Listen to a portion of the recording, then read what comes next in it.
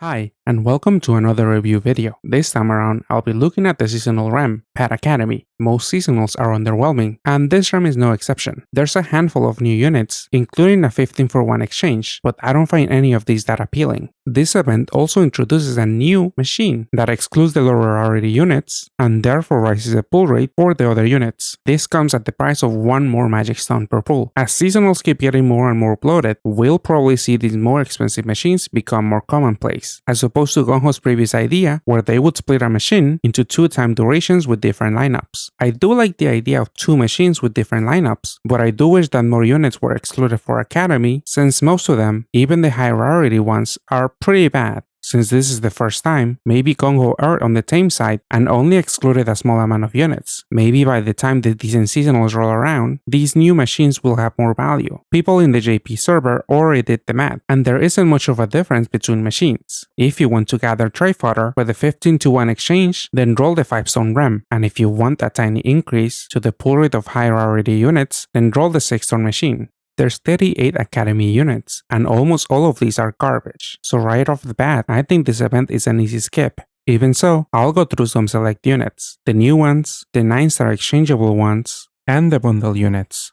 Let me first take a brief aside to talk about changes I am making to the way I rate units. Since we have seen some significant jumps in unit stats, damage multipliers, and higher attack reduction in new super gravity dungeons, I am updating some of the rating thresholds. A 5-star rating in damage means a unit is capable of doing a significant amount of damage on their third attribute, if they have it, and therefore can easily damage cap on their main and second attribute in low super gravity dungeons. It's clearly about time that I update them. If you're curious to know how the damage multiplier calculation is done, please refer to this graphic from the Pad Community Discord server, and to this image from Twitter to see how it's calculated. I think some of the info here is a bit outdated, as some awakenings have been buffed. I pretty much only go off of awakenings, and ignore the multipliers from combos and the number of orbs matched, even though I like to think that my HP and damage ratings are a bit more objective than the other categories. All of these ratings might not paint the full picture, so do let me know if you have any thoughts on these ratings, and how they could be improved.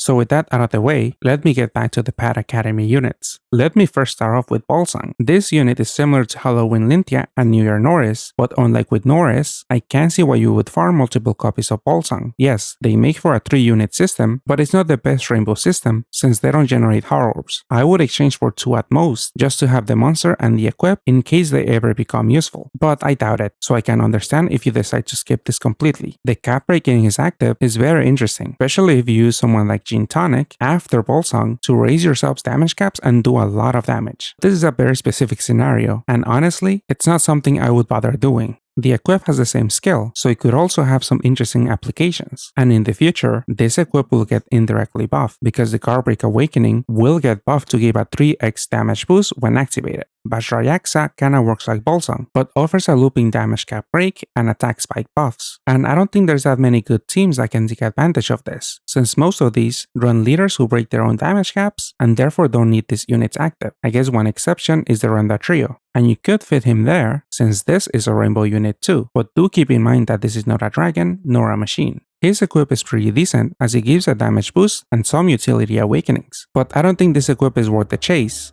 Remu was a decent leader to farm you in 3 with Metal Antares. She might be able to handle some slightly tougher dungeons with her higher effective HP. Red PvP teams will get a new leader very soon, but unluckily for her, that team doesn't need her at all, since Lyle teams have no use for her active skill and has plenty of other damage dealing subs to choose from. Her equips aren't that interesting either. The second one could be put on Lyle, but there's actually a handful of red sub-attribute and box equips out there that are a bit more accessible, like Metal Antares and Belial Dragon.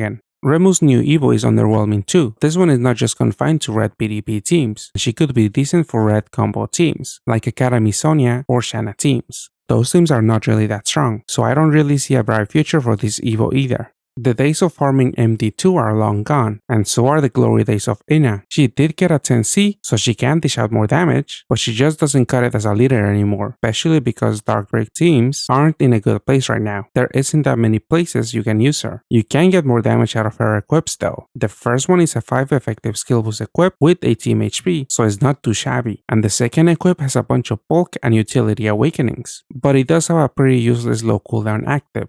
Bluina was used in the very early days of grinder teams, but those days are long gone too. This Evo doesn't do that much damage, nor does it specialize in utility. She does have a good amount of heal TPAs, but she doesn't offer much else, and could be replaced by any other heal stick. The Gearstep Club has a pretty high damage multiplier, and will get even higher after the guard break and 5 attribute match awakening buffs. With such a high personal multiplier and 3 attributes, I would have liked the active skill to just increase their own damage cap and forget about buffing the subs. There's also a bit of a problem with their leader skill, as it does require machine type subs. This is a consistent issue in NA, as we are missing strong machine type subs or equips that add machine type from the Marvel and Gundam collabs. Therefore, building teams will be noticeably more difficult. Their equip is pretty good for rainbow units, but I don't think that justifies the chase or the $30. Base Kyo has a pretty decent damage multiplier when facing dragons and has a low cooldown Pierce active. A 3-turn cooldown Pierce active isn't that special nowadays, since a bunch of these have been coming out ever since Daywolf and Royal Knot were a thing, and the Orb Generation and Cap Break don't do much to make Kyo stand out.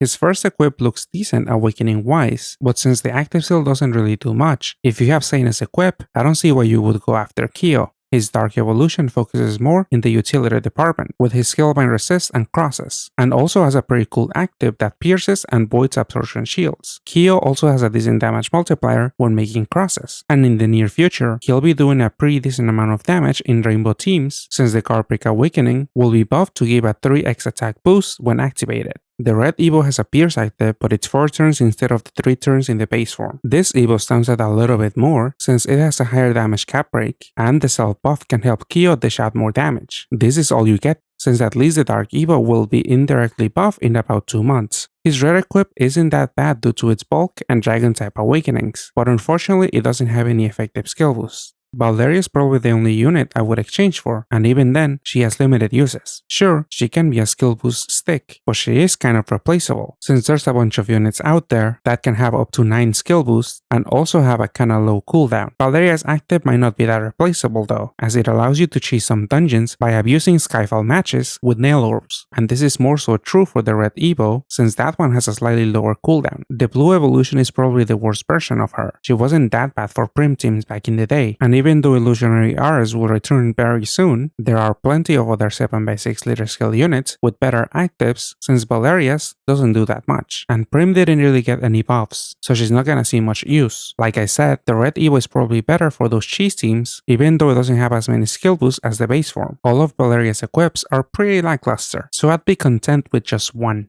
Satsuki and Kanna is the new 15-to-1 exchange that uses all your garbage Pad Academy units as straight fodder, and there's plenty of candidates in this REM. If you've been playing for a long enough time, you might already have enough trade fodder for memorial rolls to get one. You can create a system with 2 copies of them, but the active skill isn't that good in my opinion. The orb generation is pretty weak, and you're susceptible to getting orb trolled if your board is flooded with light, dark, or heals, as this skill doesn't override orbs. The low cooldown active skill allows you to run a leader swap equip on them, but this is unnecessary if you have Satsuki and Kanna's best pairing, Kaiju, since he swaps on transformation. Speaking of, he will be getting buffed soon, but the buffs to the base form won't really be that significant. Mainly, he will still have only 4 effective HP. I guess that's where Satsuki and Kanna come in, since they have 4.8 effective HP, but this mix of effective HP is a bit on the low side, as we are inching closer towards almost 5 effective HP being the norm. Their 6 effective skill boost equip might be the only reason I would consider exchanging for one. The Add Dragon type Awakening and the Omnivoid Shield's active skill might make it a worthwhile trade.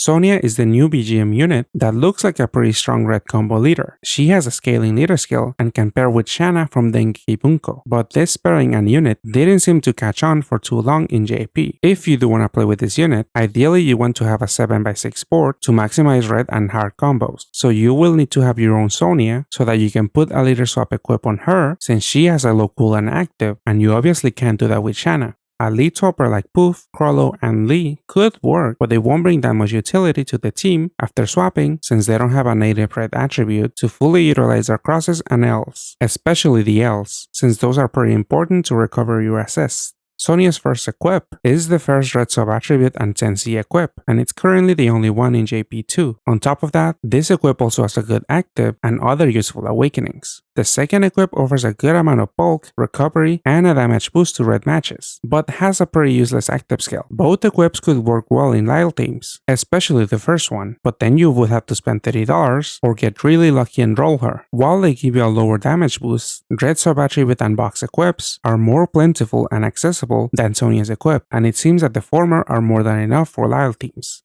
Vione is a damage-oriented cleric that can fit pretty well in green BDP or Muichiro teams, but as it is with other similar clerics, you are left to replace the typical heal OEs of a cleric with another unit, and that might be a bit tricky, especially in Muichiro teams since you would only have one other free slot. Vione also brings in a good deal of utility with her 4 Ls, as these will only require you to match 1 L to recover from all assist removal debuffs, and her active skills damage cap break is really good too, as this can allow you to one-shot some enemies, like the UN6 boss for example. But there's other teams out that can do the same without her, so don't get too star-struck. I would like to try her on my Muichiro team, but at the same time I feel like she's overkill. Even if you buy bundles, I might still be skeptical about grabbing one, especially because the equip isn't that good. Camilla is the new unit with the most dungeon boosts that also has a pretty useful active skill for buttoning dungeons. Additionally, she also has an experience boosting leader skill, so she can make really great use of those dungeon boost awakenings. Camilla is probably the most tempting unit in this REM, and maybe you already made up your mind about chasing a few copies. Again, there isn't much of a difference between REMs in the long run, so it depends on what else you are chasing, whether it be more trade fodder for Satsuki and Kanna, or a slightly higher chance of pulling the new units. Camilla's equip is also the first dungeon boost equip with that button active, but dungeon boost farming teams usually struggle with skill boosts, so it might be hard to have this equip up at the start of the dungeon. If I were to chase Camilla, I would just do so for the base form, since I don't see that much value in the equip. It'll get pretty expensive chasing multiple copies of Camilla, and all of that will be for a unit you won't even use in endgame dungeons, so this is definitely a luxury I am okay with not chasing. So to recap, this event sucks. There really isn't much to chase unless you want Camilla for farming purposes, and all the other decent units are either exchangeable or, shocker, purchasable. Therefore, I think it's pretty easy to avoid the REM altogether. So for all the players that don't spend any money, I would caution to stay away from this REM. The rates are pretty bad, and there's not much upside in rolling. Best of luck if you want to chase those Camillas or BGM units. I'll be staying away. Sorry this video was a day late. I was going off info from the Korean stream, and they announced Bad Academy would return on May 17, so I was expecting the same for us too. I guess it sucks for Korea. While they did get the Gundam collab and will probably get the rerun, us in NA got Bad Academy a whole day early, so who's the real winner? Alright, I'll see you guys next time. Goodbye.